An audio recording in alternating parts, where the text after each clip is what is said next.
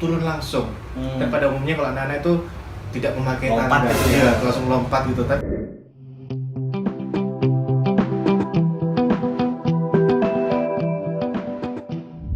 Gede.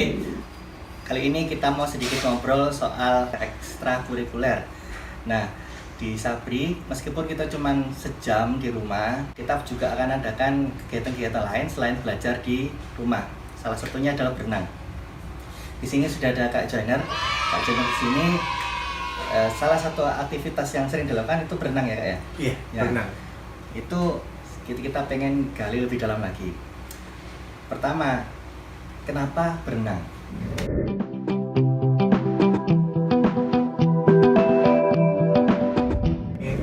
Dengan berenang, Anda akan lebih banyak bergerak, tapi dalam satu waktu juga lebih banyak fun-nya juga di dalam air. Kalau lari kan sampai setengah jam, beda dengan setengah jam yang ada di kolam renang. Kalau di kolam renang setengah jam, Anda tanda kutipnya bisa bermain air juga, seperti itu. Ya kan ada persiapan juga kan, jadi kayak Ya. harus ganti baju dulu, terus harus apa? Stretching, mungkin ya ada stretching Ya, ada stretching. Lebih banyak untuk tangannya dan kakinya juga yang pasti, biar tidak kram saat di dalam kolam renang.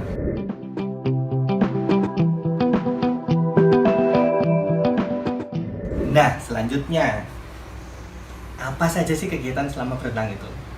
Ya, di dalam kolam renang, yang pertama itu cara turunnya. Cara turunnya, di anak saya, Ananda itu tidak berani untuk turun langsung. Dan pada umumnya kalau anak-anak itu tidak memakai Lompat tangga, gitu iya, ya? langsung lompat gitu. Tapi untuk case di Ananda saya, di anak saya ini, dia tidak berani. Sehingga yang saya latih dulu adalah cara turun yang benar, menggunakan tangga di kolam renang. Di saat itu juga pernah sedikit kejadian Ananda cukup tegang saat saat mau turun. Saat itu jadi saya membantunya dengan memeganginya. Selebihnya Ananda akan berusaha sendiri. Tapi ada maksudnya ada kemungkinan jatuh nggak sih gitu? Kalau misalnya duduk apa turun dengan yang skill biasa, yang maksudnya anak-anak lompat gitu aja, sama yang turun dari tangga itu ada perbedaan risiko apa enggak sih? Kalau resiko tentu ada sih Pak, seperti itu. Jadi kalau resiko dengan melompat dengan kolam renang yang tidak airnya tidak terlalu tinggi, itu resiko cedera di kaki itu akan sangat tinggi daripada turun dengan tangga. Oh, Gitu. oke. Jadi kalau nggak ahli mending lewat tangga aja Ya, ya. lewat tangga. Terus ngajarinya itu sejauh apa kita harus membantu dia untuk turun tangga? Mungkin ada yang mau ngajarin anaknya, bahkan mungkin yang buatan khusus mau ngajarin apa siapa anaknya ponakannya, kan kita harus tahu gimana nih caranya kalau kita lagi dia mau turun tuh kita jaga di belakangnya gini kayak, atau kita cukup verbal aja atau gimana? Nah, kalau untuk case anak saya lebih mengarahkan untuk menjaga di bawahnya. Tapi tetap menginstruksikan kalau Ananda tetap mandiri. Jadi kita bisa bersiap di bawah. Ya kalau gini jomplang kan lumayan kan? Ya, tetap harus kuat pastinya, Iya. tetap harus strong.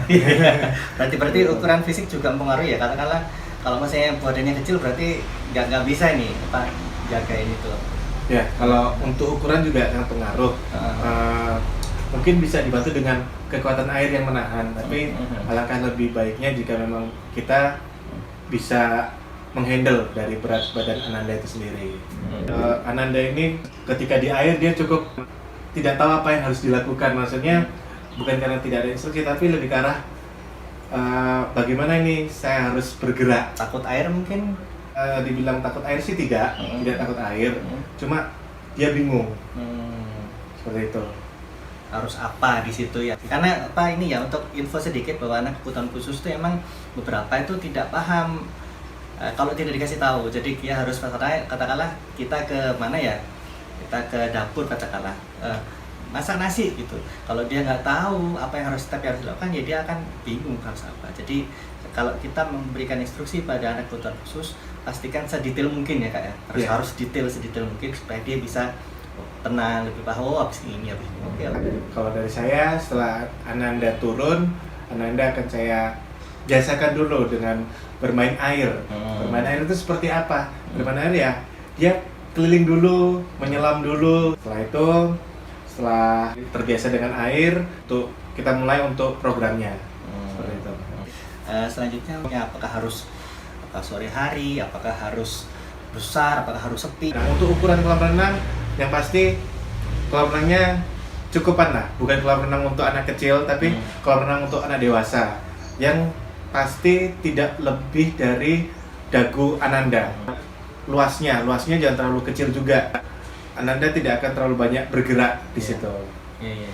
Kalau jamnya lebih ke arah sore, tidak terlalu panas juga bagi Ananda. Kalau panas juga pengaruh ke Ananda akan pengaruh ke perilakunya dia. Instruksi yang disampaikan bisa tidak tersampaikan seperti itu.